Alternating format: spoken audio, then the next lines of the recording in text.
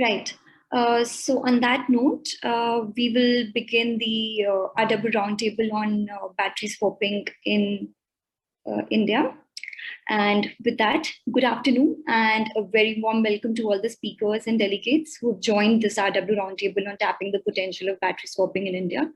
So this is going to be a webinar series called RW Roundtable on EV charging, starting with potential of battery swapping, then the second one on EV supply equipment, third on role of utilities, and the last one on charging networks and interoperability.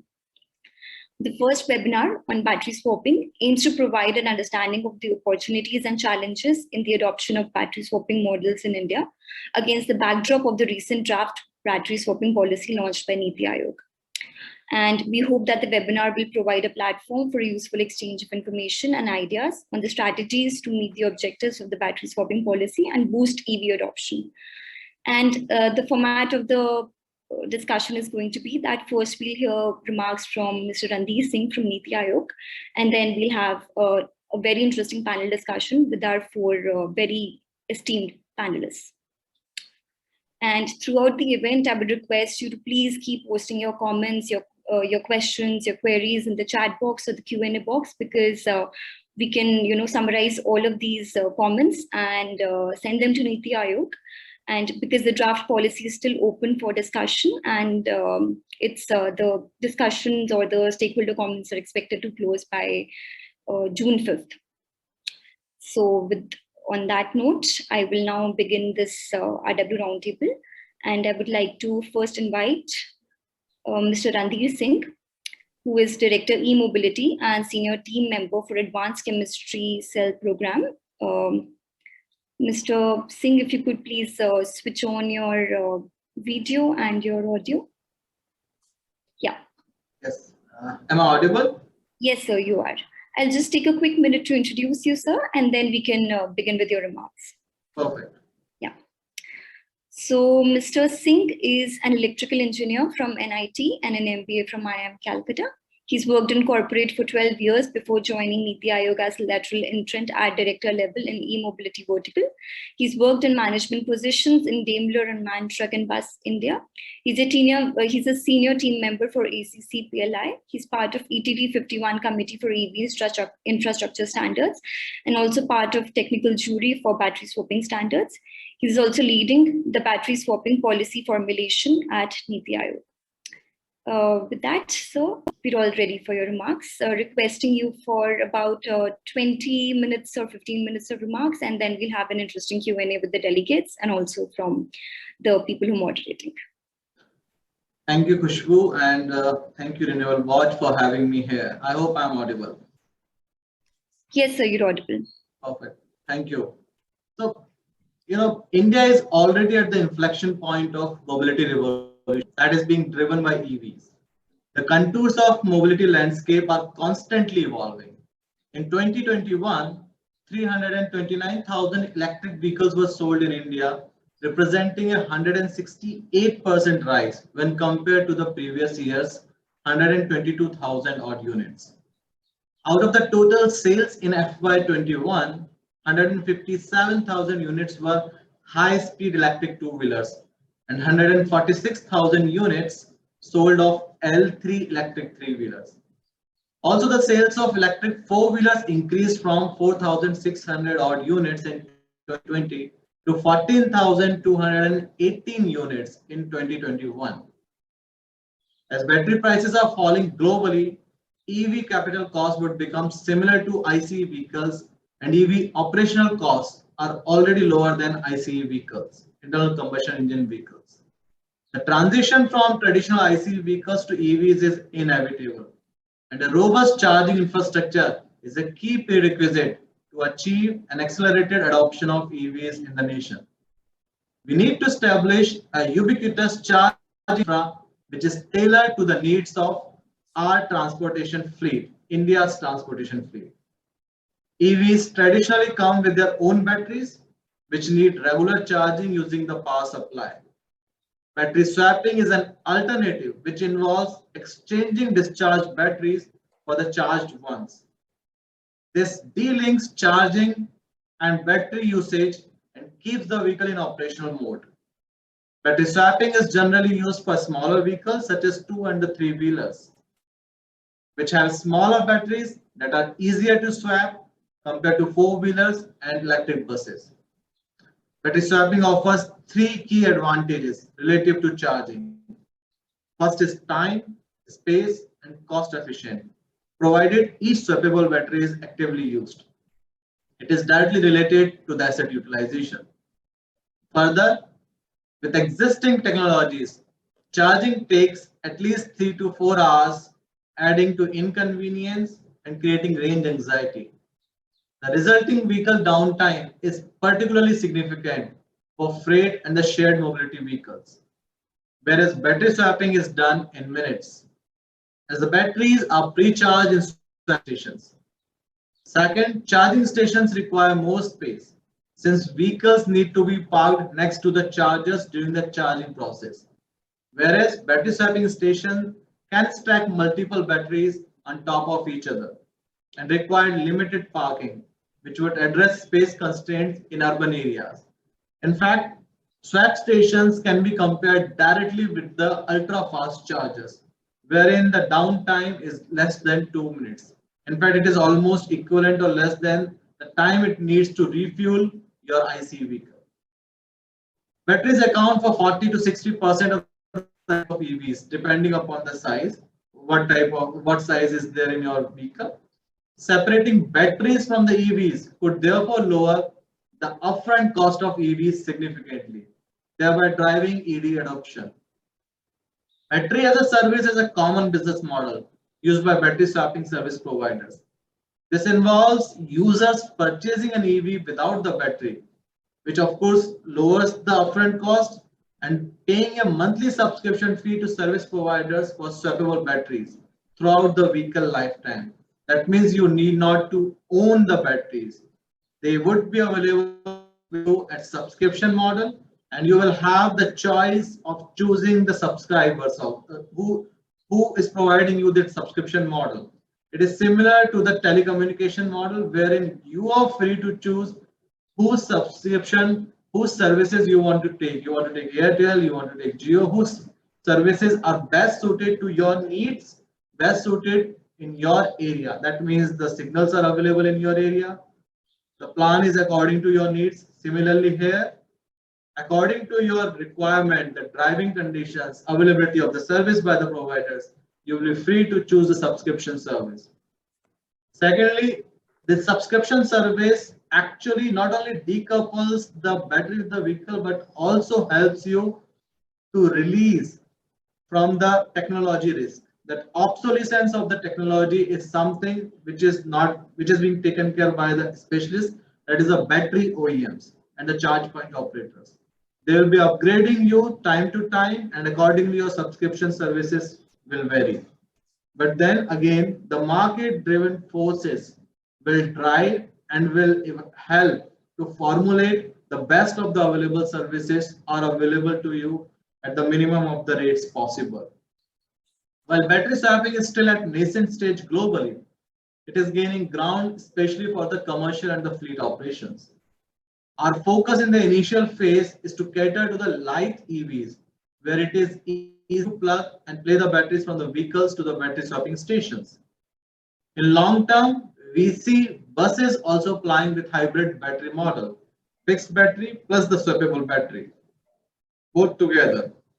This will help in lowering the dead weight of the buses and also address the range issues. In addition to this, for commercial 2-wheelers and 3-wheelers, it's a boon for 2 reasons. First, it reduces the downtime due to battery issues or charge. Second, it offers the quick top-up. In fact, in this segment, the commercial vehicle segment, it's the downtime which matters a lot. Nobody can afford a downtime on their vehicles, because it's not only the downtime on the vehicle, entire business which gets affected because of this, entire supply chain gets affected because of this. So we already have a proven test bed from our startups like Sun Mobility, Battery Smart, Bounce, GeoBP, who have actually technologically showcased that the feasibility of battery swapping for electric 2-wheelers and electric 3-wheelers across multiple models of the vehicles. In fact, Sun Mobility has operated battery swapping stations for e-buses in Gujarat in partnership with Ashok Leyland for almost 500,000 kilometers of e-buses. The final battery swapping policy currently draft is in circulation with last date for feedback, as Kushbu already said, is 5th of June 2022. The final battery swapping policy will comprehensively encompass all tenets, including technical, regulatory, operations, financing, and institutional arrangements. The policy will form the basis for the development of specific standards. In fact, 4 of them are already almost at the verge of completion. Internally, 3 of them has already been floated within the ETT 5.1 and other committee members. The guidelines for downstream state level implementation, that is something which is very, very important, because without the actual guidelines at the state level implementation, this will remain on paper. Standardization of the battery form factor. I'm talking of the battery form factor, not the cell. Connectors and the communication system will further facilitate interoperability across the battery swapping station and vehicles, as well as increase the confidence amongst the battery manufacturers, OEMs, CPOs, that is charge point operators, and most importantly, who is the most important in this entire chain is the consumer, with a clear policy roadmap. The policy also intends to provide level playing field to all battery service providers by creating new avenues of investment in innovative business models, such as battery as a service. With the policy formulation of battery swapping in coordination with relevant government and external stakeholders, we are confident that battery swapping will revolutionize the electric vehicle ecosystem and place EVs at the helm with a further push to adoption of EVs in the nation. So draft is already in circulation. You can access the draft on NITI website and also provide your feedback in the Google form provided there. In addition to this, we will conduct one more. 3 stakeholder consultations are already done. So one more stakeholder consultation we will do via VC this week. The notification for registration for that consultation will be posted on our website, official NITI social media handles, etc. And currently I'm ready on this form also to take any question regarding the EV and battery storage, and clarification, if any, regarding the battery swapping draft also, which is already in circulation for public consultation. I think that's it from my side, because I don't want it to be the one way. It would be more appropriate if you ask some clarification regarding the UIN, regarding the interoperability, regarding the the interoperability at the charging side, discharging side, implementation plan. I'm open for those, but the curiosity has to come from your side. Thank you very much. Khushbu, over to you. Thank you so much, Mr. Singh, for very brief but very insightful remarks. And we already have 2 of our panelists for the next panel discussion who logged in, Mr. Ravindra Mohan from CHARGE+ZONE and Mr. Sohinder Gill from SMEB.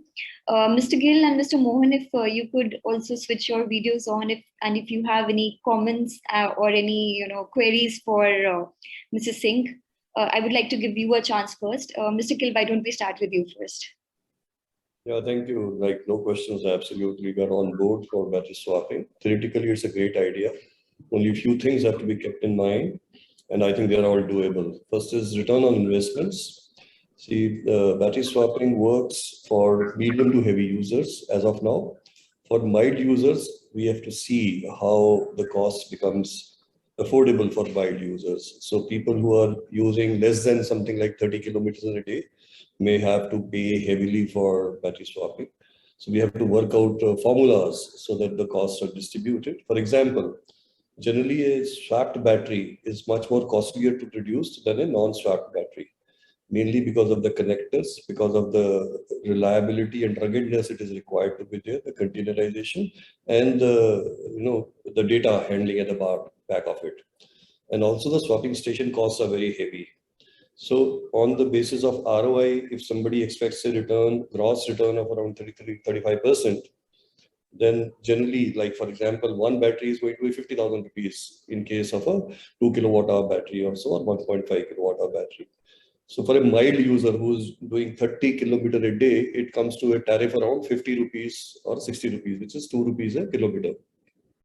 So that is jugglery that manufacturers of battery swapping has to do, how to come out with discounting models. Second is, if the guy does not even return the battery for 2 days, then it is a dead asset. So somehow it has to be seen that there is a faster rotation in the battery swapping station. Otherwise, the investments will become dead and too high for any profitability. So there will be less private enterprise jumping into it quickly. From that point of view also, one has to see. So first is the return on investments that we worked out by private players along with the NITI Aayog and others.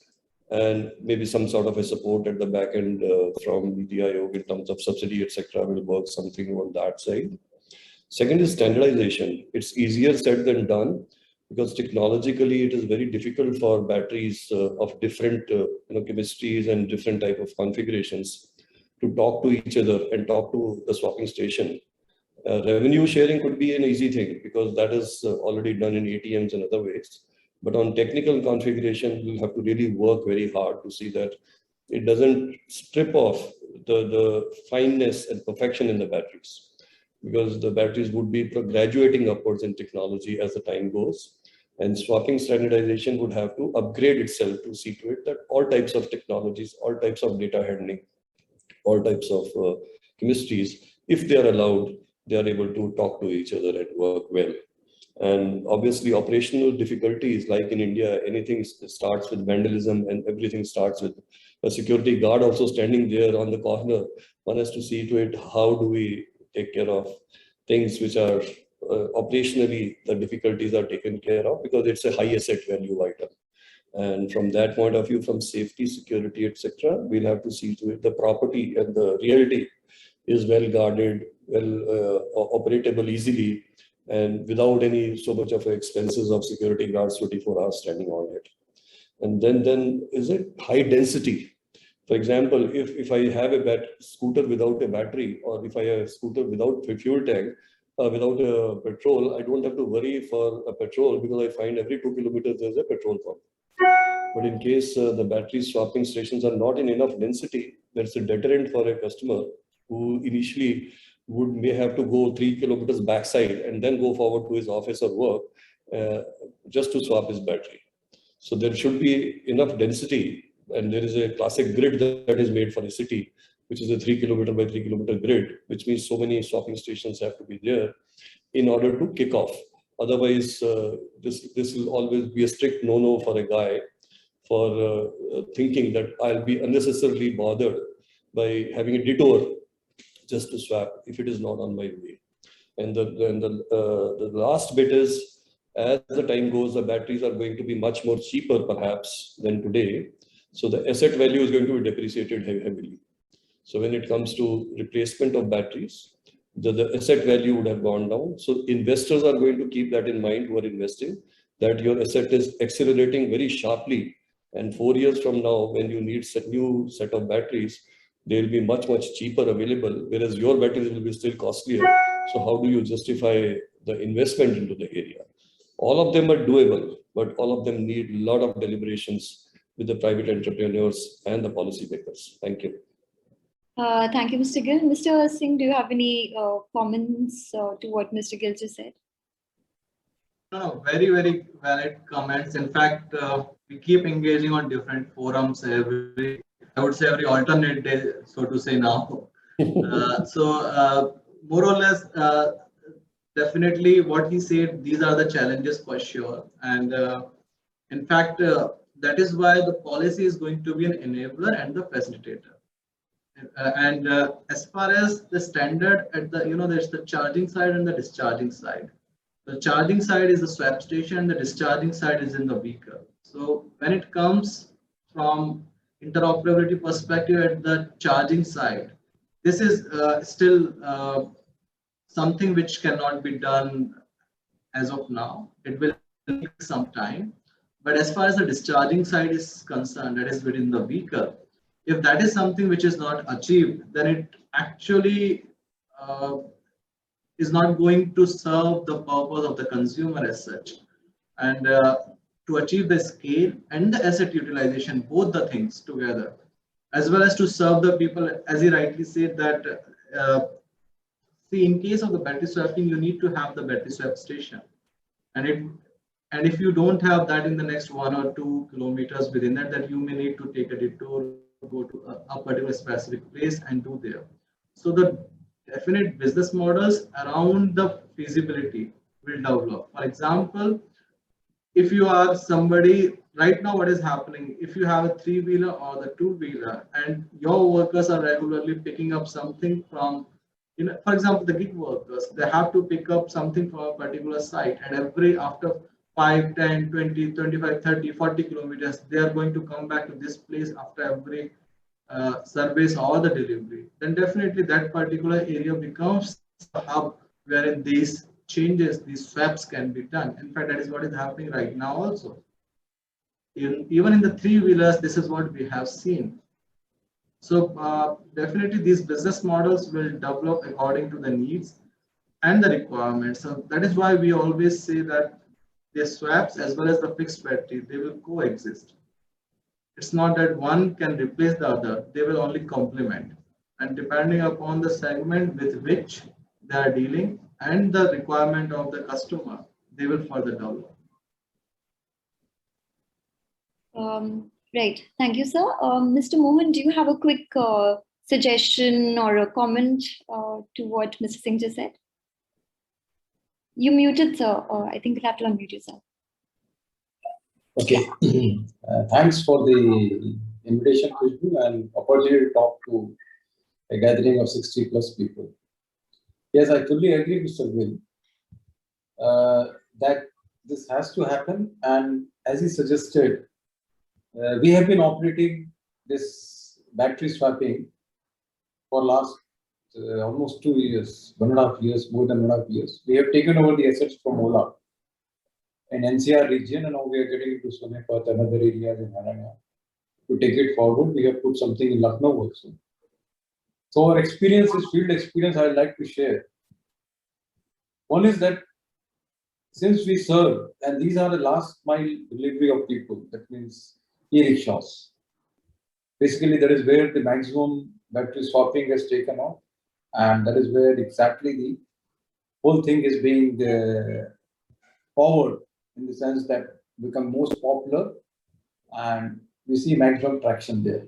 Having said that, the problem that and I like to bring out notice of, and everybody knows it, there is a small distortion, that is the same fixed battery, when it comes fixed in the vehicle, gets 5% duty, and when you buy it for battery swapping, it becomes 18%. So I think probably the government may correct this distortion. The second thing is subsidies given in the initial capacity of the battery.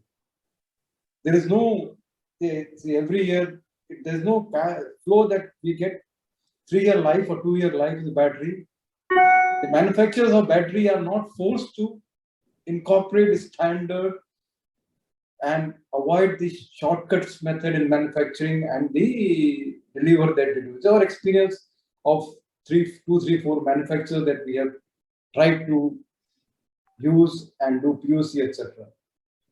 And since this is a forum that we are getting, we like to put it some to Mr. Singh is, while designing for battery swapping, communication, if you cannot do it, then what happens? The initial, as Mr. Gill told, 3 kilometer perimeter, all, and once that means you limit the whole thing to 10, 20 kilometers. The battery cannot be charged at any charger by anybody. Then either you should have multiple, or there is a monopoly comes through. This has to be resolved. Otherwise, for people who are going to invest in the infra every 3 kilometers, no, doesn't mean. That means if I address the range anxiety of 30, that means it has to 40, 50. These are all, I'm talking specific e-rickshaws which are having the maximum traction of battery swapping, where if these things are brought in line, and we can quickly replace the sealed lead acid batteries, which are more than 70-80%, which has a impact on environment, how they are being disposed, how the cycle is being charged. We don't know the way they are being charged. There's no standardization there, at least on Lithium-ion batteries, there is a standardization, there is a bulk charger, you cannot charge it. If not only standardization on downside, on discharging, if some sort of thing can be brought in communication on charging, it will overall it will help. And only government can do it, because we are seeing for 2-3 years industry is not ready. No two manufacturers are ready to talk to each other. Like they have a IC standard for charging the cars, 61815. That means any car can charge at any standard. If similar thing is not done for, at the end, those are also batteries which are getting charged. If something cannot be innovatively thought of and implemented, then I think, as Mr. Gill says, having such a high density, investing these things may be a challenge we look forward to. So few suggestions are, government should surely say maximum size, say 2 kilowatt is maximum size of form factor. So that in case communication readily solved, we don't have to have different sort of fixtures to, because the fixture stability becomes very important depending on Indian roads, whatever is there. They are not very smooth. They have to take a lot of hits, jumps and all. And conductor station anyway we have spoken of. So these are the few things which I have to say. And as Mr. Gill also mentioned, no single silver bullet is solution for this battery swapping or making EV popular. That they say one size doesn't fit all. So what is applicable for 3-wheeler as the commercial vehicle in 2-wheeler, ride hailing, last mile delivery of people, because where the vehicle is used by the drivers for 16 hours or more, it has to be more on road. Every 3-4 hours, if it is out, you lose business. The commercial value for every hour it goes for charging. There, it has already become popular in e-rickshaws. It has chance to become popular in ride hailing for 2-wheelers and all, because of the advantage that was already told by Mr. Singh and Mr. Gill. And the other one is this, the 3-kilometer grade high density that we are talking. Will be possible in some hub and spoke model with a better logistics managed through a mother hub. And I think this has been discussed on 2017 with Professor Jhunjhunwala and all, which they were trying to do some experiment with Gill in 2018 and 19, but unfortunately it didn't go off. Where batteries will charge can be near substations, where a lot of cabling and impact of the infrastructure is not there. A large factory of battery swapping and then logistics delivered to the grid that Mr. mentioned, Mr. Gill mentioned. So whatever density is required, but only thing is if we do it, if we create a monopoly, and that means only one type of charger, one type of battery, because it will become difficult to for anybody to put in the initial cost, because anyway, as just now it was mentioned, you are transferring the risk of technology obsolescence from the EV driver to the service provider battery as a service.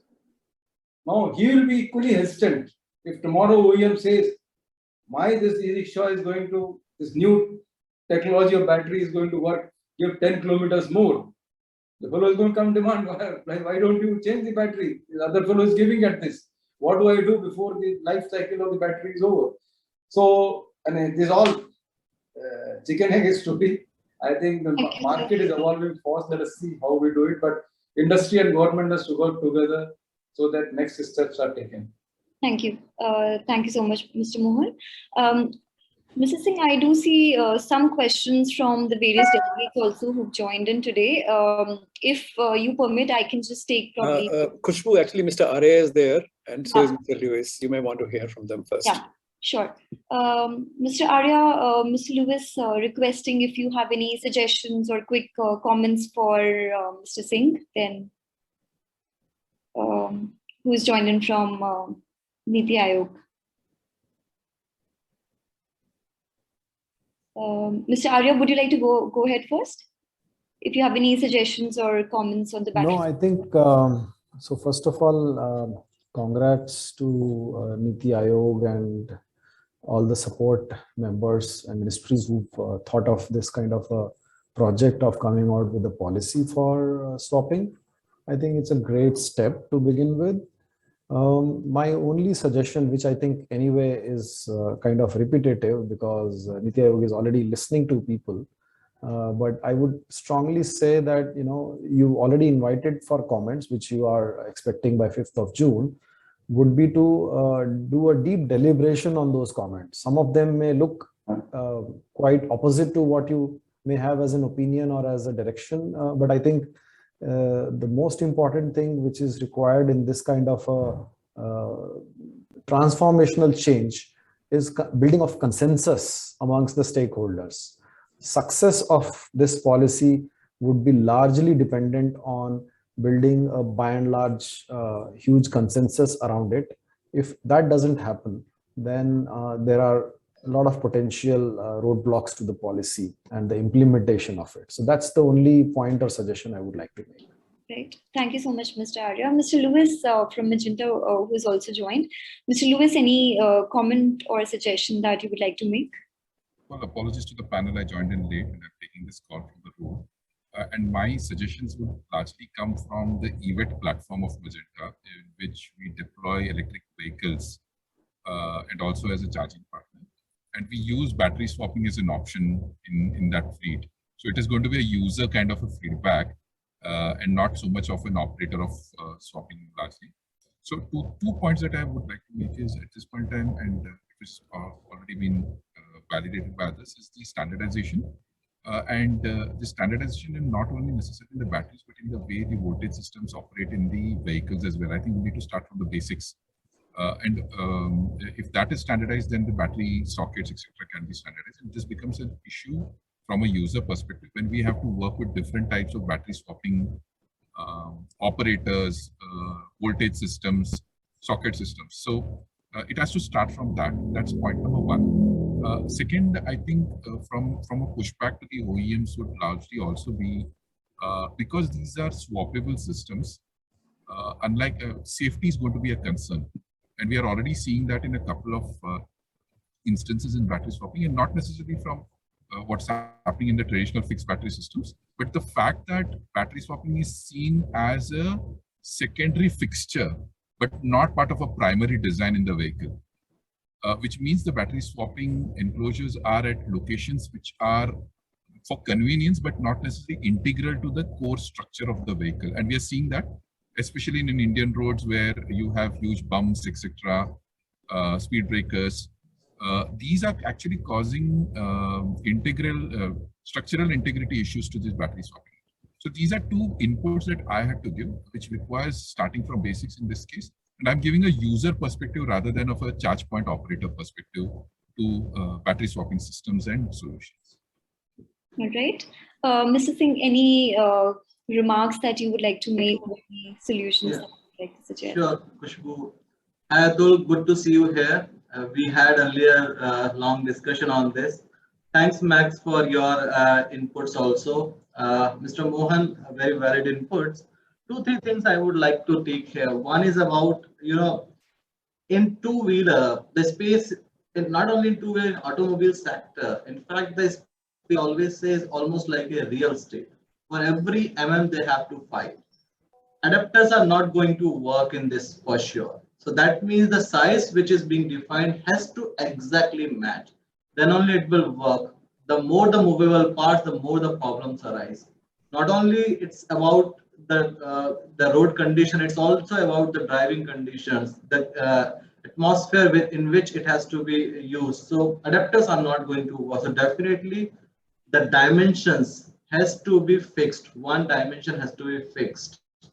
This is one. So adapters are not going to work. As far as the standards are concerned, specific to the battery swapping, 4 standards are being worked upon. One is for the standardization of the connector. Second, for the communication protocol. Third, for the general and the safety guidelines. And the fourth is central management system. It tackles with the interoperability part. So out of these 4, except the last one, CMS, 3 are already completed, internally circulated for the comments by the BIS. It's already the most of the members. Some of the members who have joined here might also have seen and given their comments. The end date has already been passed. Fourth one, the draft is also being prepared and it would be soon circulated for the comments. So this is about this. Mr. Mohan, I'm happy that you talked about the interoperability of the charge stations also. So it would be really helpful if you can submit your suggestion on to the NITI Aayog. It would be really helpful for us because that is the area wherein almost every OEM, battery or the vehicle, we are facing a lot of resistance. So some of your comments and the suggestions, because you are operating in this area, would be helpful for us. Please do so. Yeah, we'll do it, sir. So yeah, Khushbu, that's it from my side. In case any question, I'm ready to take. Sure. There are a couple of questions. The first one from Mr. Prashant Sharma is on GST. He's asking that, can we take some reduction in swappable batteries GST? We have already talked about it in the draft standard, draft policy. We have already talked about this anomaly for the fixed battery with the vehicle and the vehicle with the swappable battery. The 18% and 5% anomaly is there. We already talked about it in the swapping policy. Right. Then Mr. Naveen Nagpal has a question that as multiple batteries get charged in a battery swapping station, it is important for safety regulations in such stations. So what are the various safety parameters that should be included or provisions for fire suppression or things like that? So one thing is, if in case you have read the swapping policy, then at the charging point, so the one is charging point, one is the discharging point. Discharging side is with the battery with the vehicle. Charging side is the battery with the swap station. So battery with the swap station, that interoperability, that means the interoperability just like an ATM, wherein you put the ATM card to any ATM machine and you get the money. That level of interoperability will need some time, and also the cooperation between the different charge point operators to finally arrive at the data exchange protocols, to finally arrive at, the asset utilization protocols. All those things market needs to develop. It will take time. But as far as at the discharge point, that means battery with the vehicle is concerned, so the three things that the connector has to be there, it has to be the standard, otherwise there will not be, every battery cannot go to the every vehicle, and the communication protocol has to be there. So that is something which will be taken care at the discharge side. Nevertheless, going forward, when this happens at the charging station also, and this is also the long-term view, that there should be a cooperation among the battery swap station, charge point operators and the battery OEMs, so that the data happens whenever some battery comes, they exchange the data at what C rate it has to be charged, what is the condition of the battery, whether it is at the end of life, what has to be done with that. All those things would be done, and this would evolve along with the market development. But as of now, as I see at this level, that means at the charge point swap station level, this interoperability will take some time to develop and evolve. Right. Thank you so much, Mr. Singh. Just your closing thoughts or any last comments that you would like to make before we move on to the panel discussion and introduce the. I think, can we take a couple of quick questions? Maybe there are maybe one from Pius and one from Mahima. Sure. Then Mr. Pius Vartak is asking that will the battery swapping policy allow the battery charging stations to involve the swappable batteries in grid ancillary markets, for example, participation in balancing market for primary frequency control? I'm sorry, it's not clear. All right. So he's actually asking that, will it allow, will swappable batteries be allowed for grid ancillary services, etc.? Currently, the policy doesn't encompass or covers that part in the scope. But it's a very interesting question. I think, why don't give us suggestions in the document, the Google form which we have provided, but elaborative suggestion, and how it will impact the that particular domain, that area, segment, sector. Right. And then Ms. Mahima Tripathi, who is from Rajiv Gandhi School of Intellectual Property Laws, IIT Kharagpur, she has a question that in battery swapping policy, the rights and liabilities of various stakeholders towards consumers does not find any place. So what is your take on this, especially since there are a number of accidents that are happening? So the accidents which has happened right now, I mean, let us not point out whether it's with by the way, there is a differentiation between the removable battery and the battery swapping. So that differentiation people has to understand. This is one. Second thing is the accidents which has happened, there are different factors behind that. Already the investigation team is already on, which is appointed by the MOD, and later on many people are experts are already in it. And in fact the scope of investigation has also widened, and soon we will see the report coming out along with the guidelines and some of the recommendations. Nevertheless, I mean, it wouldn't be appropriate for me to comment right now, but there are a few specific issues which in general we can say is one is, the most of the cells are imported. This is actually one of the biggest issues as far as the batteries are concerned, and to control the quality of the cells. So there has to be a self-certification and a thorough checks like cell sorting, different voltage levels of the cells, certain tests at the cell level, certain test reports such as UN 38.3 test report for the cells which are being imported. Tests like UL 1642, those reports should be along with this. So these are certain mandatory things which needs to be pushed for each and every cell which is being imported, along with the self-certification and the internal quality gates which battery and the cell assemblers has to develop. And these are some of the steps which are very much necessary in view of that. In next 2 to 3 years, we will see the in-house and indigenous cells coming out because of the advanced chemistry cell program, whose 4 final bidders has already been announced, and it's already more than a month, in fact almost 2 months that these bidders are being announced. They have 120 days within which they have to give their plan and other things with the government where they are going to set up the factory. So I think some of the issues will be tackled through this, but in addition to this, the most important thing is because of this ACC, our country's ecosystem in cell manufacturing is going to develop, and this is just a nudge. So this nudge will create the ecosystem and help the internal systems to develop. And hopefully in the next 2 years, with the minimum 25% localization, that is the condition in the bid, we will see the first cells coming out in this country. Right. So just one last question from my colleague Sarthak, who wanted to ask you something. Sarthak, please go ahead and ask the question. A follow-up on the fire accident, the incidents that we have seen in the past few months. So my question is, in case that happens, then who should be liable for it? Should it be the battery manufacturer or the EV manufacturer or both?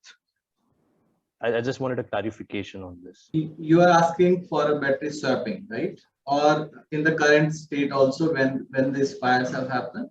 In both cases, if it's a fixed battery or a swappable battery, in case it catches fire, who should be liable for it? The battery manufacturer, EV manufacturer, or both?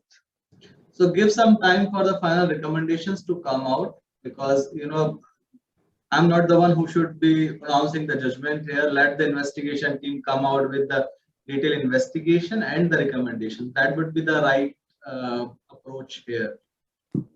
Right. Thank you. Thank you. Thank you, Khushbu. Thank you for having me here. Thank you so much, Mr. It was Singh. nice discussing in detail. Thank you. Thank you so much, Mr. Singh, and we'll send you the summary of whatever we discussed so that you can use it for the finalization of the policy. Perfect. Thank you very much. Thank you. Bye, Atul. Thank you. Right. Right.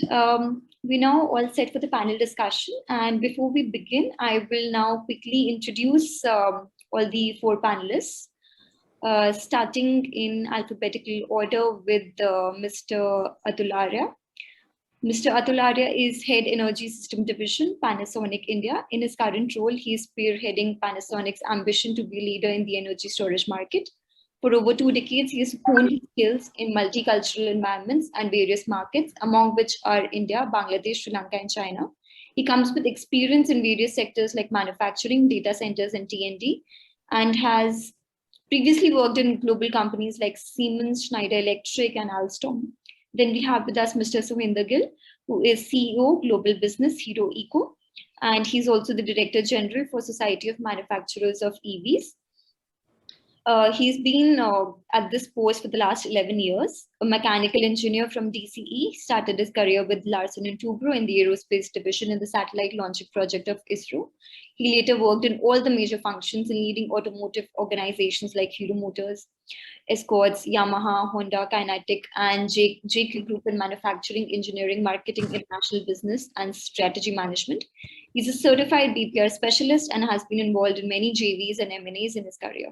Then we have Mr. Maxson, who is founder and managing director, Magenta. He's a visionary entrepreneur and a technology enthusiast with over 20 plus years of professional experiences that encompasses 4 areas: automotive, power sector, clean energy solutions, and management consulting. He founded Magenta, India's fully integrated EV solutions company, to support the electric mobility mission through its business services, CHARGE+ZONE, EVET, and informatics and intermediaries. His prior experience includes working with MNCs that include Accenture, Bosch, and Saint-Gobain. He is a mechanical engineer and who also holds an MBA. Lastly, we have Mr. Ravindra Mohan, who is Director Business and Strategy, CHARGE+ZONE, an EV charging company with energy as service as their motto. He's mentoring and guiding CHARGE+ZONE into EV charging infra business. He's an accomplished professional, having more than 44 years of varied experience of handling global and domestic businesses spanning across power, oil and gas, electrical infra, education, and EV charging. He's earlier served in GSFC University, L&T, BHEL, and Videocon. He is an electrical engineer from Motilal Nehru National Institute of Technology, Allahabad. Great, a very esteemed panel there. We will go one by one and take 3-4 questions from my side so that we have a lot of time for delegates to put up their questions. Since it's a new topic, I'm sure there are going to be a lot of questions from the people who are attending this event. So in alphabetical order, I will start with Mr. Arya first. Mr. Arya wanted to know that, what are the, we heard Mr. Singh talk about all the different provisions of the battery swapping policy and what is now being planned. But in your view, what is the likely demand and what are the measures that are required for scaling up this battery swapping technology in India? Okay. So look, broadly, everybody understands the idea of battery swapping. And that's why there are positions taken. Some people are quite strongly in favor of this, and there are some people who are quite strongly against this, and I think both have a different imagination with respect to what battery swapping is as a concept. And of course, people have image of what battery swapping looks like from the cases of Gogoro in Taiwan and some other examples. In India, it is still very nascent. Therefore, there is a lot of, I would say, imagination being used to, project its own image, how it would pan out. In my mind, first of all, I think it's a very, very good step and a very good concept to go ahead with, and for simple reasons. We are seeing a huge demand for electric mobility, especially in 2-wheeler and 3-wheeler space.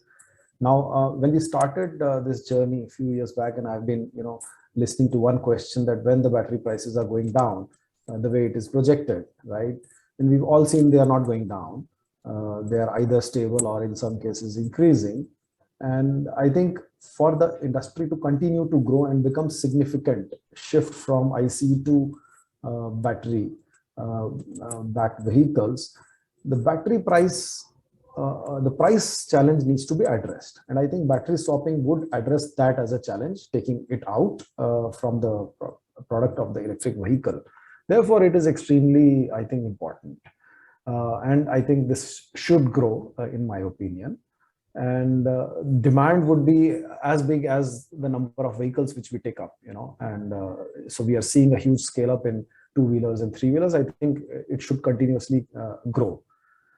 The other point which I believe is extremely important to be addressed is that people have to build consensus, as I spoke earlier, around it, which what it means is that we are talking about standardization. Now, standardization as a policy, of course, can be prescribed by government, or government can come out with the standardization of communication protocols, standardization of maybe sizes, but that's not something which will restrict OEMs to come out with vehicles which are with fixed battery, for example, right?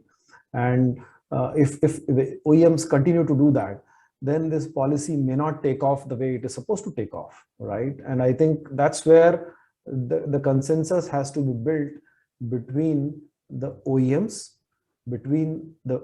and battery manufacturers, between the OEMs, battery manufacturers, and the battery as a service supplier companies, which eventually I think will emerge out of the overall ecosystem.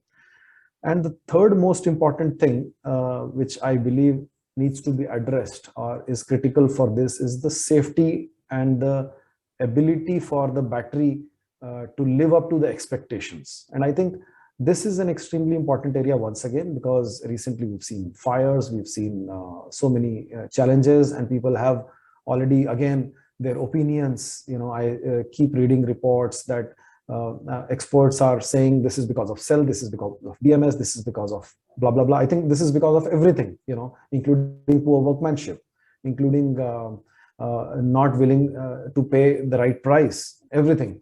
But I think this needs to be addressed, and people need this needs to be demonstrated to the people that battery as a service will enhance the levels of safety and not go down in the levels of safety. I think that's something which needs to be established along with this. So I guess this is the three areas, if we address them rightly, and I think it is not going to be a magical wand that you come out with a policy and tomorrow everything will change. It's not going to be like this.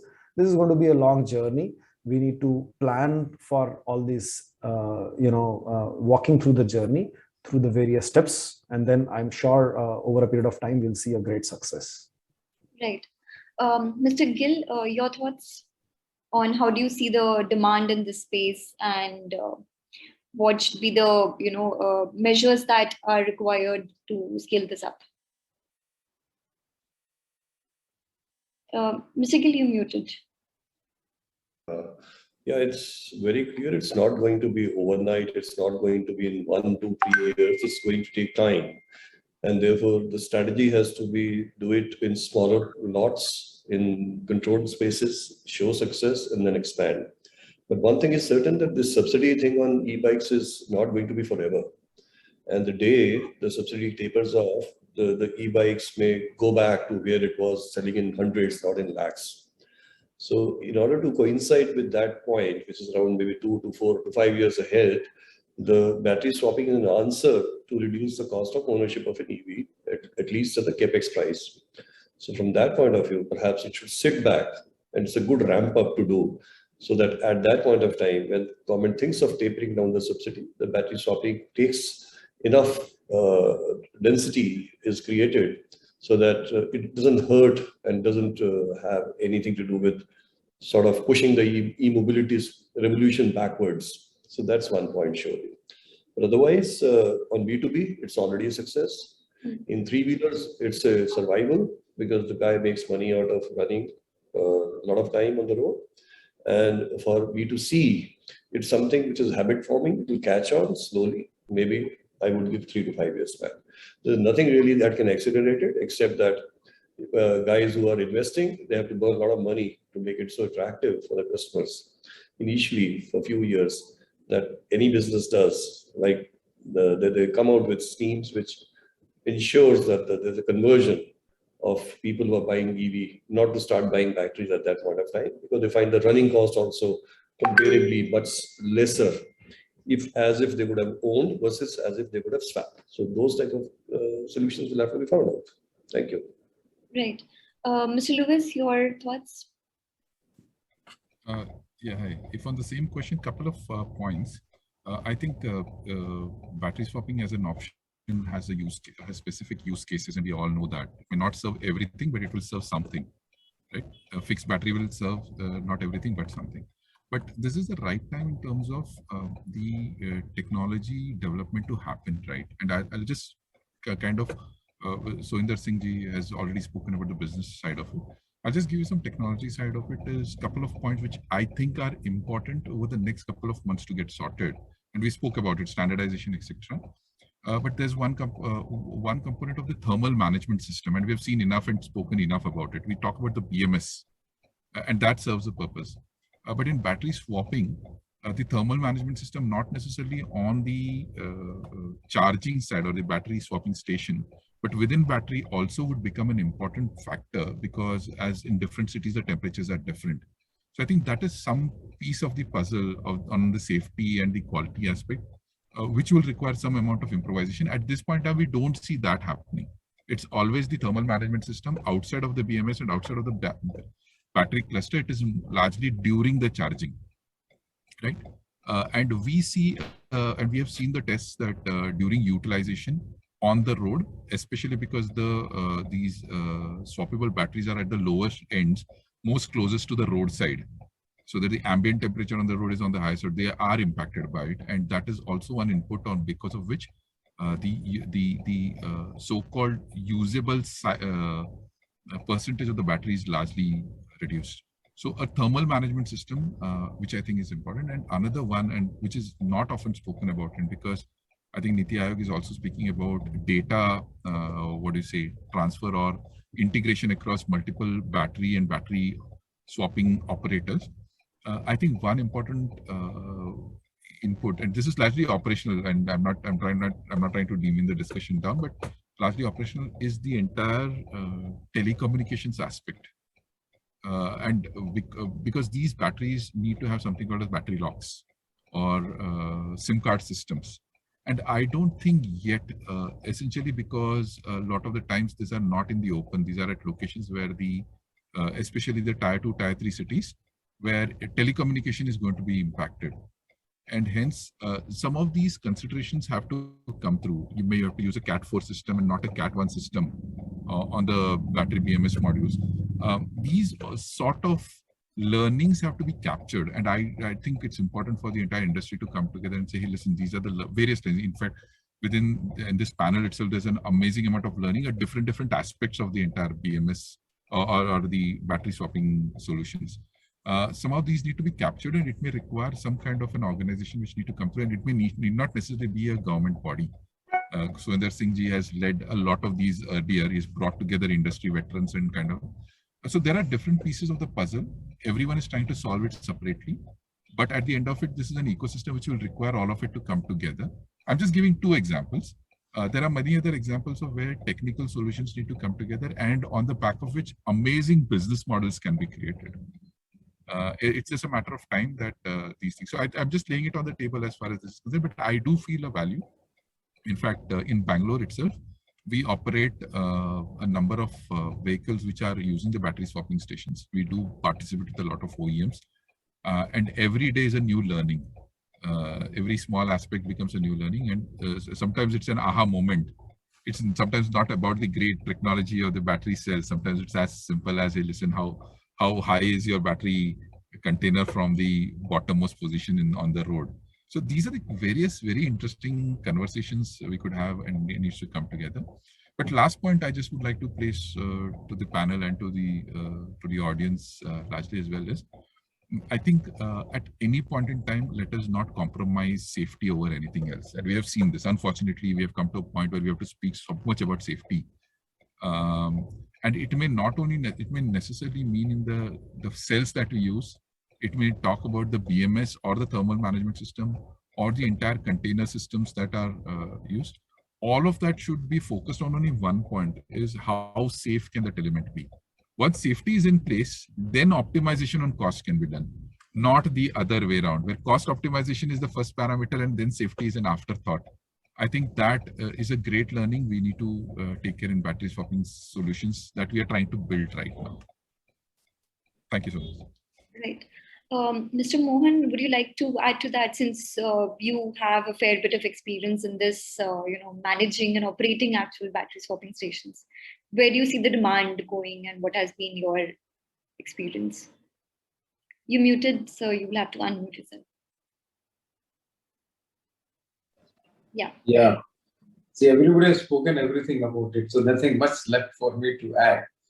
But only thing what I want to add is, from design point of view, the battery swapping takes away freedom of design of EV OEMs, because that is where we talk of form factor of the batteries. To that extent, optimization, as Mr. Singh also mentioned, it could be within MM and all. So until the industry as a whole works and the form factor is not standardized, there is no form factor standardization of the battery pack, no way you can have upward, that means charging points or chargers cannot be optimized, because if you have different sizes of battery, then the whole thing goes out of the window. So that is one thing. And the other thing that we are in operation, we are finding is a lot of sales we serve, as you told, we serve a very restricted, which is e-rickshaws, which are popular in NCR, Lucknow and Sonipat and all. You can always see that e-vehicle means a different type of autos. They come from bottom of pyramid.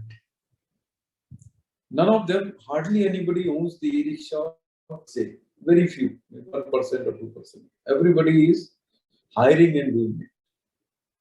So the maintenance of the EV, if you don't own the EV and own the battery, it gets, a lot of education is there. We are trying to do it, but then that is a challenge where some sort of, help from the NGOs like Renewable Watch or something can help in educating these people to maintain. Because at the end, if he doesn't work, he doesn't earn, not many people get attracted to these things. And if you don't electrify our three-wheeler, I don't think Indian roads can ever be talked of being electrified. Because they are the maximum ones who actually on the road, those tailpipes are the ones which, one of the, you cannot talk of Euro 6 and all in those areas, which pollute the roads of the cities. Having said that, the second one is, since they are not owning, what we are getting into issue is, since ownership of the battery lies with us, and किसी को खेत में काम करना है, somebody has to go, so it simply vanishes, leaving with the chap who has hired it.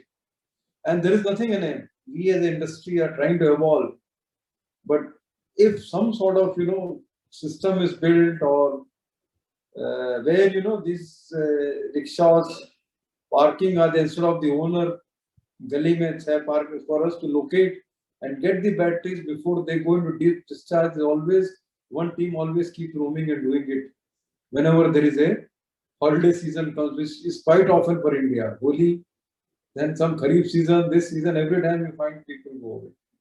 So these are the few things we say. And another thing when we found was a smartphone which is taken for granted by us. We found 95% of these people don't have, those who drive the e-rickshaw. So what all platform we developed for their swapping, automation, payment, and everything had to be being redesigned to see that their analog phones can work and serve. And one thing one says that battery is most polluting element in whole electrification transportation system. It takes a lot of energy to get manufactured. Its disposal is a challenge. So good that government is giving a lot of importance to it. And as my earlier speakers meant, safety is always a challenge, the way it is handled. In swappable, it becomes smooth. Because in a fixed battery, at least OEM fixes everything tightly and clips. Here, every time it is removed and put. So fungibility, the robustness and all has to be there. So those vehicles which are like, earlier, gas system in CNG and all were left to local people to retrofit.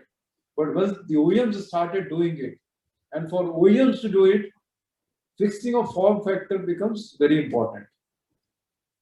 So it is again chicken story. Till you fix this, OEMs cannot get safety of, as we talk in the vehicle, is not ensured because it is not manufactured. It is done in the roadside workshop, not in a factory.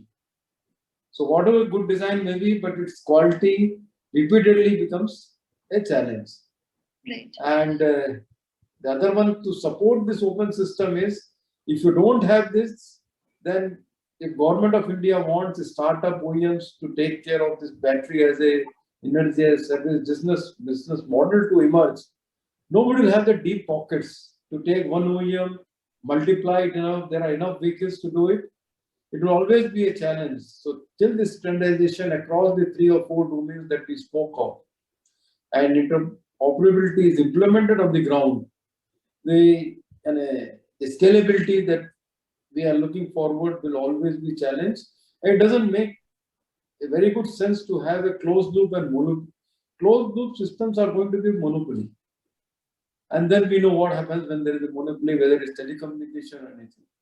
So here I take any other questions on this. These are our experience with operating battery as a service thing for last 1.5 years. Sure. Thank you, Mr. Mohan. Mr. Gill, were you saying something? Sorry. Me? Oh, I thought you were saying something. Okay. Yeah. You see, I was thinking India is a jugaad country. Huh? So somebody is going to surely come out with a jugaad of, don't come to the swapping station, I'll bring your battery home, like your milk bottles every day morning. So you charge the battery somewhere outside the city in a container, air-conditioned container, and somebody delivers at your home, and then you can have all these problems taken care of. If your form factor is different, one section of batteries will be that, another one will be that. I'm sure somebody's going to come out with such ideas. So to start with, everything comes out very principally well, but then there are side tracks and people make business out of it. I'm waiting for the day when my batteries are delivered to my home every day morning at 6 in the morning. Right. That's surely a possibility. Mr. Arya, the next question for you. Being an energy storage player and, with so much discussion happening around battery design and safety considerations, what do you think needs to be done in terms of, having, what sort of standards are required to ensure that, such incidents don't happen? Well, I think it's not about standards anymore. We have standards, by the way. AIS 156 is by and large quite a reasonable standard for the safety of a battery. I think it's more about implementation of those standards in terms of being more strict about it. And, we just now before this, we were having a discussion with Mr. Randheer Singh, and, somebody asked a question about the liability, right? So I think we need to really have a clarity on this kind of a framework, that who owns the liability and what kind of liabilities are there. Since it's a new subject, I think a lot of this needs to be developed over a period of time, but I think we need to hasten the speed and perhaps even think through about it while we are implementing, for example, the battery swapping policy. Just a few things on the battery swapping policy also, because you asked a question about safety. Now, in the policy, there is a battery charging station, there is a battery swapping station, and a lot of things are defined, right? And they are quite generic in some sense that people can have those kind of swapping stations and charging stations defined. And then, of course, AIS 156 has been referenced. But I think a lot more needs to be done, because there is temperature, there is a power connection, there is so many other things which are there, and there is a human interface. People are going to exchange batteries, or people are going to install batteries. So there is another element which is being added to this. And I guess this needs to be studied deeply to come out with certain safety restrictions or standards, even for the swap stations or the charging stations, apart from what we have as a standard for battery alone. And then obviously, like I said, we need to define the liabilities around it. Who is going to be liable? You know, who, for example, is technically qualified to install a battery swapping station? Because it can run as a business for sure, right? But what is the technical specification and who is qualified to do that? You know, what is the framework? You can make a judgment, because if you see today some of the videos which are there, people don't even know how to react when a scooter catches fire. You know, people try to put water because they see fire and they put water without realizing that water cannot douse this fire. Absolutely no, right? Now, that's a basic question which people have to answer. Therefore, when you are putting a multiple number of batteries in one place and they are being charged, right? And there could be any untoward incident. And if there is a fire which is emerging, what is the fire handling mechanism for that?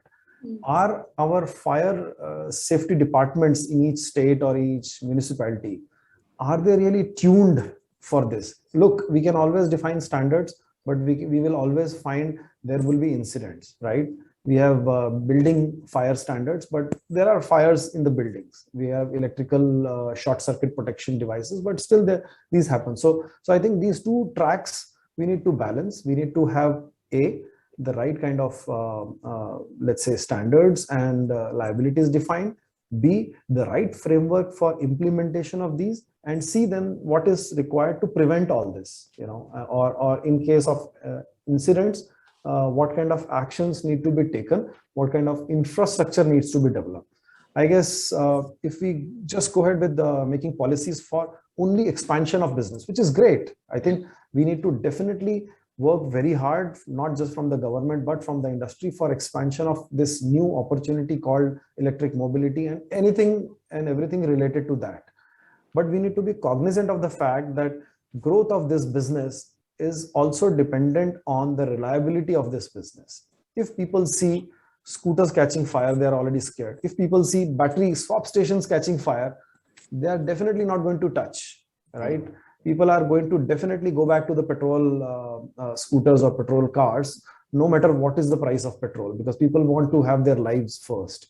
So I guess there is a lot need to be done, especially on you know, implementation of standards and creating an infrastructure for prevention and post-incident scenarios. Right. So let me then ask you that, you know, in case of a swapping sort of an arrangement where you have batteries getting swapped and one battery has already been swapped like a number of times, who is then responsible for the warranties or the guarantees in that case? Look, today, I think we need to clarify two things. One is that technical side of any business, which is there a technology, you know, to handle battery swapping?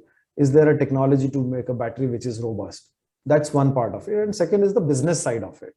So in my opinion, if anyone who is trying to make money out of a business, then that company or that individual must own the responsibilities or the liabilities, you know, as it goes in the constitution also. The rights and obligations go hand in hand. They are the two sides of the same coin. So I can't have only my rights. I have to have my obligations there. So if I'm making money out of setting up a swapping station or selling a battery or selling a two-wheeler or selling a car or whatever, right? Including selling electricity. You know, if I buy an MCB and if MCB doesn't function well, it doesn't do its job of protecting me from the fire, then obviously it's the MCB supplier who needs to be held responsible or liable for this kind of an incident. So in my opinion, it's quite simple. Technology is one thing, but the one who deploys the combinations of those technologies, you know, so a swapping station is going to be a pot of multiple technologies. It's going to be having charging as a technology. It's going to be having battery as a technology. It's going to be having cabinet as a technology, perhaps HVAC, perhaps some other civil thing. And then of course, internet connectivity and blah, blah, blah. And everything has to work beautifully as a machine so that the right performance is delivered keeping safety in mind, right?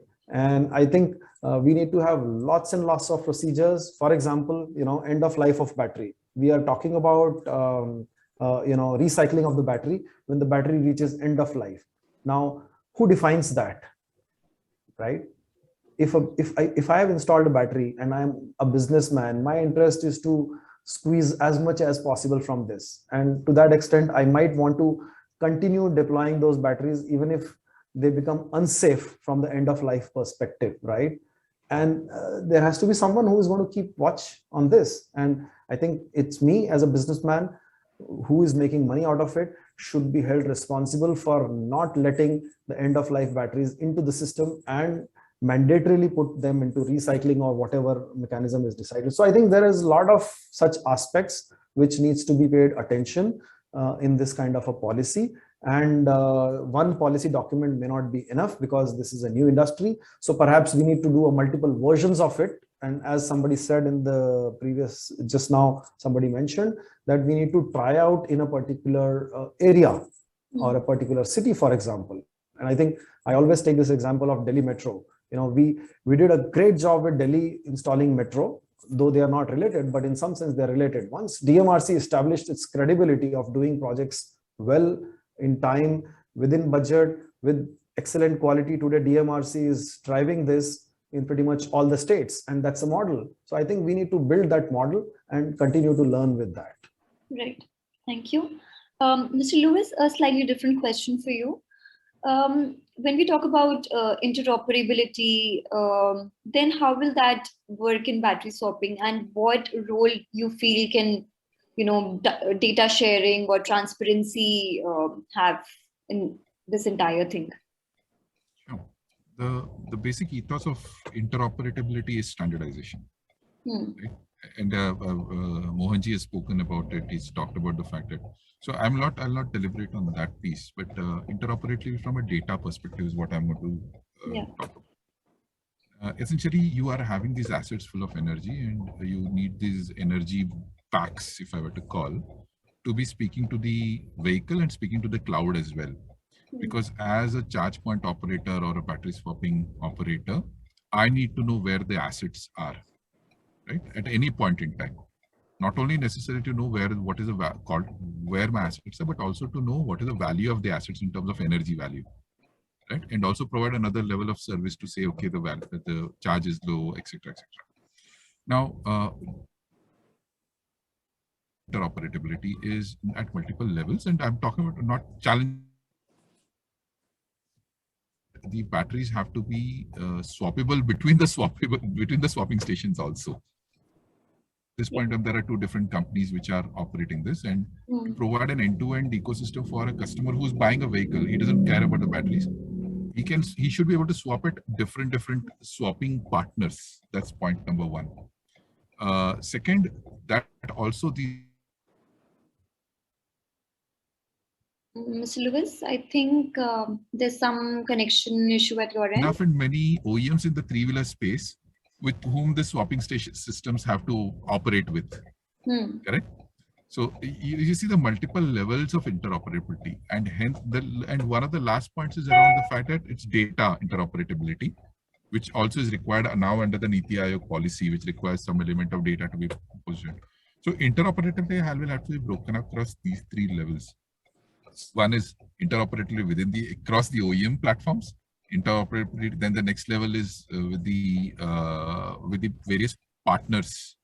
The easiest part is the technology layer, right? So if you were to understand these challenges across these three, is when you will be able to solve it. Otherwise, it just becomes an interoperability as a big problem without peeling the layers of, you'll not be able to solve it. Right. Now, the challenges come out with these very interesting options. And this is the best part that we have as a country, I believe, is the ability to give a kickstart. Gogoro, Atul Arya ji talked about the Gogoro model is one successful model. Internationally, there are no standardization for swapping other than that model. And that's a unitary model. India today has the option of writing down the standards the same way we have the option to write the standards for two-wheeler charging, for fixed battery and DC charging. The same option exists with us today, and we should not miss this opportunity. is what I believe. Because if you were to miss this up, because no one else and nowhere else is this being done. Right. It's only in India. I'm very happy that such kind of conversations is happening, which means also we are trying to peel off these layers of interoperability, which also means that solutions will come. Right? Give it time and it will happen. But I think the intent with the industry exists. And the esteemed panel knows this. The intent exists. It's just a way somehow this needs to come. And if we were to do that, we define the standards for interoperability of battery swapping. I think we will essentially become some pioneers in this space, and India can then define what's really happening globally and not wait for someone else to come and give the standards to us. That's my answer on interoperability. Right. I believe Mr. Arya has to leave in just 2 to 3 minutes time. I'll just ask you a quick delegate question before you leave. This is from Mr. Nagpal. Can EVs be promoted with a small fixed battery for short distance travel and a swappable battery slot for putting additional battery in case EV user wants to travel a longer distance? I think you muted, Mr. Arya. Yeah.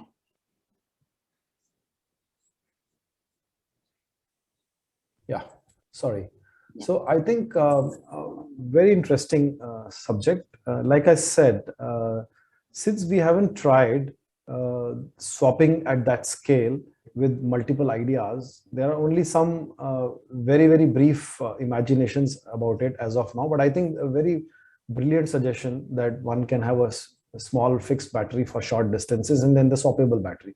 And this is how pretty much everybody does. You know, and somebody asked me, should that mean that we will have larger batteries, etc.? I think no. Because in a two-wheeler, typically we have scooters and motorcycles. There is a large tank which can have 7 or 8 or 10 liters of petrol, but the most common behavior is to get it filled with 100 or 200 rupees because that's what I need it every day and that's what I can afford. So why not? I think this is an extremely useful kind of an application that people would like to have smaller batteries because they know how much are they going to commute. And I think this is also going to be sort of, another way to bring down the costs. The swappable batteries themselves can be smaller, and then one can always have an option of adding more 2 or 3 or 4 or maybe different sizes of batteries. So this is very early days. I think NITI Aayog trying to do standardization on dimension, etc. Perhaps version 1 could be a good idea, but version 2, they will probably need more sizes and more form factors themselves because different use cases would be there, different kind of applications would be there. A commuter which is going to office or a delivery boy or a fleet, they are very, very different applications and very, very different kind of affordability patterns. So I guess there's going to be multiple combinations of this. Right. Thank you, Mr. Arya. I believe that you have a... Thank you very much. Yeah, I will have to take a leave. I'm extremely sorry. I'm going to miss the rest of discussion. Thank you so much for joining in. Thank you. Bye. Right. I will take some audience questions now since we have a few minutes remaining for the discussion. I'll put up the next question to Mr. Mohan. Mr. Mohan, Ms. Agarwal, Ms. Sagarika Agarwal wants to know that is a single connector selected or multiple connectors are possible for standardization, and can you shed some light on what sort of connectors are these?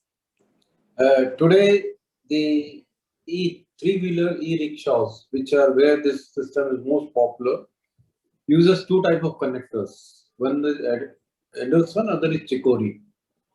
Both have their pluses and minus. And after experimentation, we have zeroed in for Anderson type of connector because in Chicory we find the type of users that use it are not sophisticated enough, where they can half rotate and lift and do it. It's like, US, you have those bottles, medicine bottles, just don't open. You have to press it and go in one direction to open it. So that sort of thing is there. So Chicory is an advanced version, but I think we are zeroing in on Anderson type of connectors, and it is possible to have that. And for at least e-rickshaw business, by and large, people in swapping area have these 2 standards to follow. Right. Mr. Lewis, I'll just take one last question before we can, close this. Since you're also, present as Charge Plus, as Charge Grid in the broader EV charging space also, and you have your own platform for network management, etc. also. Maybe you can take up this question. This is from Mr. Naveen, that what about load management by respective discoms? Can battery charging be controlled by discom's central monitoring system, and decision of charging can be controlled considering peak and off-peak period of discom? Thank you so much for that question. I think it's an interesting question. In fact, battery swapping station as compared to charging infrastructure have the ability to go in for something called as managed charging, right? Because you have not one battery or one vehicle or one central BMS. You have multiple, let's say 3x3 array of batteries, right? And all of these can be controlled at a battery swapping station level, but can also be controlled at a discom level. Now, interestingly, this could become unlike EV charging, where let's say a 50 kilowatt charger, you need to have a load of sanction load of 50 kilowatt. Here, a swapping station can operate with a lower sanction load, and you can kind of tap down, if I were to call it, or throttle down the charging. So those options do exist. However, at this point in time, largely given the kind of battery swapping system that we have seen in the largely in the space, these are non-throttled systems, because the BMSs are not active BMSs. They are just, I mean, there are no control elements. However, these options do exist. And I think as we progress, that is going to be a strong possibility. Second point, your battery swapping station can also become load management systems for the grid balancing as well. What essentially you're doing, you're having these battery storage elements. If you have a much larger system, this can effectively be used as a grid storage and grid balancing, because typically when Mohanji comes from that background, he can also answer, is the fact that solar becomes a big input provider, you require balancing systems out. Rather than a vehicle, a swapping station is a lot more right now. It's not happening. I want to be upfront about it, but this is a strong possibility, an easier possibility in swapping as compared to charging. I hope I've answered your question around that. Yeah, and there's one question. I just add to this what Lewis has said. The issue is, one, as somebody asked in question to Mr. Singh on NITI Aayog, can the same battery be used for grid balancing and all? There are no policy is not that. One is the policy issue. If it is solved also, then Mr. Arya has left. The question he would have answered. See, today 2000 cycles or 3000 cycle is the charging cycle where the guarantees are there. Can you go to 5000? Because there the technology innovation is left. Because I have purchased a battery to be used with EK where somebody has subscribed it. I want to use it for that purpose, because I won't be likely to get that sort of incentive if I do the grid balancing by recycling and discharging the battery to the grid and taking it back. In addition to the additional equipment that I need for doing this work. Let's just add to what is right. And there was just one last question from Mr. Arun for Mr. Lewis only, that he's actually developing this battery swapping system, it seems, and he can't find examples, so he has a question for you. How will the industry respond if there's a model developed for operator agnostic swapping, roaming in swapping in brackets? Asking because we're developing one and cannot find examples of it worldwide. Ask him to talk to me. Sure, then maybe Mr. Mohan, then you would like to take that. Yeah. So this is what exactly we are looking for. That what I told. It has to be agnostic of the technology, that is communication that happens between the battery BMS and the charger and the size of battery. If these things can be managed, if there could be a system cheap enough to manage this, probably yes, why not? And we can do POC with him, whatever he wants to do. Sure. Just one additional point. Mohanji is the right person. Only thing is, from an advice perspective, don't think of it just developing a technology in isolation, because you will need the partners along with you, like Mohanji, CHARGE+ZONE. You will also need the OEMs to partner with you. Otherwise, you will have developed this in isolation, but you will have a great product, but not a product fit. So just be aware of it.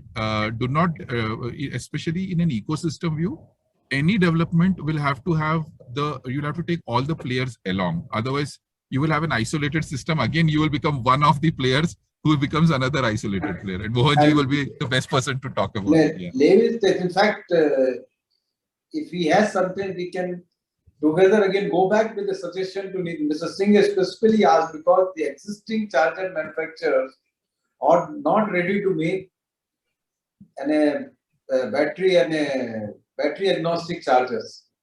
So if he has a scheme, whatever he needs, we can go then through regulations and those sort of things, we can come down and enforce that.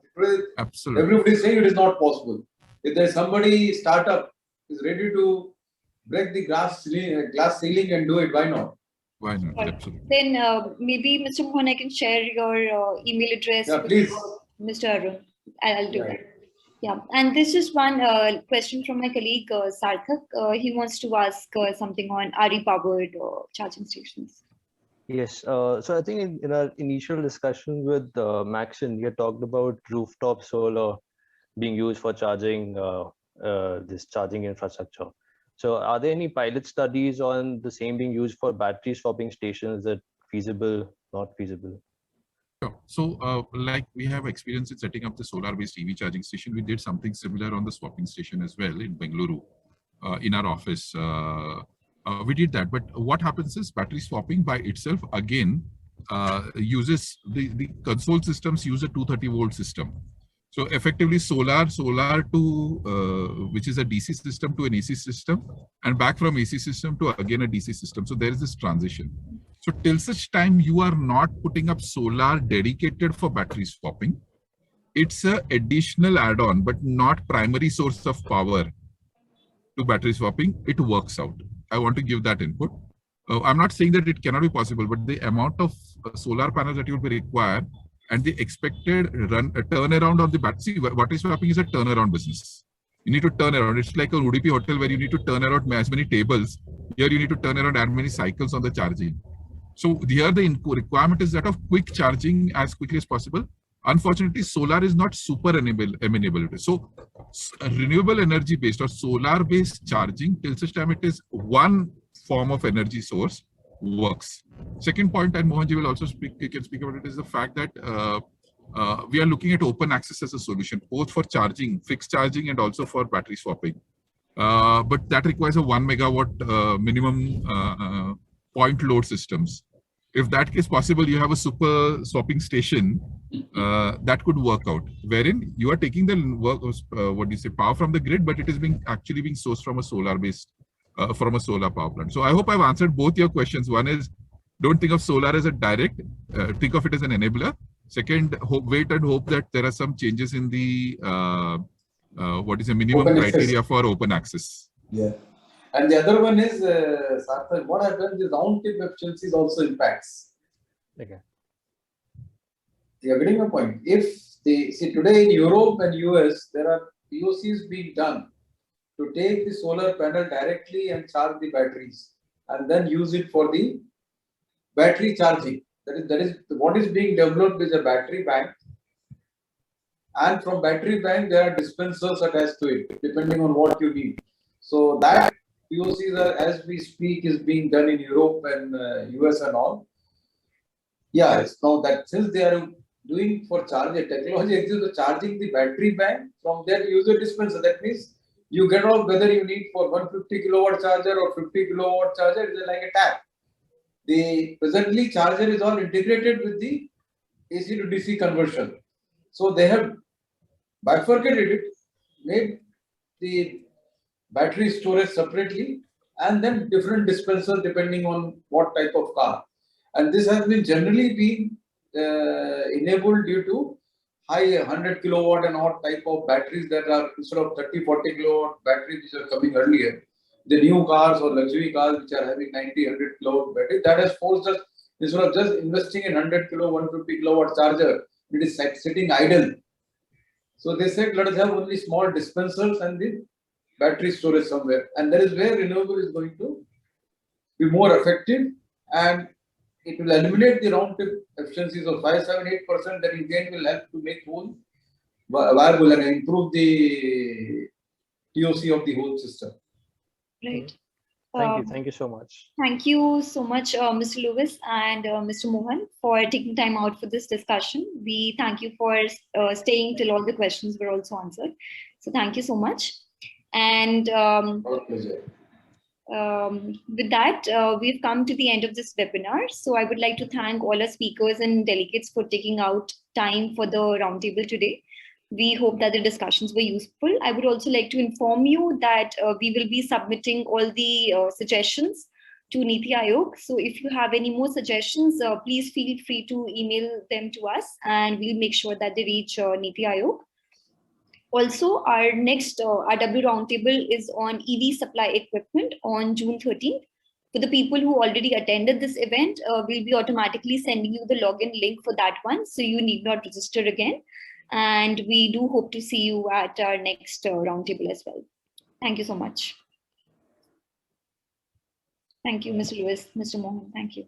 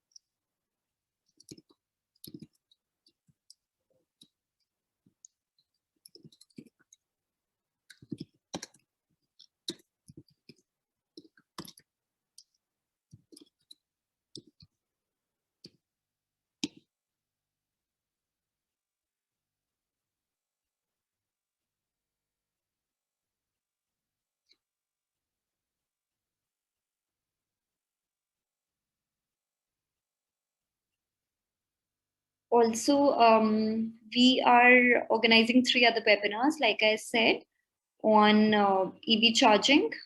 One is on EV supply equipment, which is on June 13th. One is on role of utilities on July 4, and charging networks and interoperability on July 25.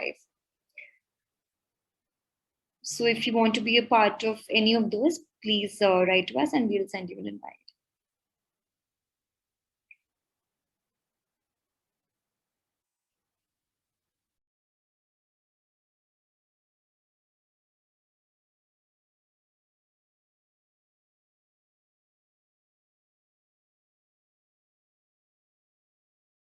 Khushi, I think we can stop recording and we can end in another 3-4 minutes.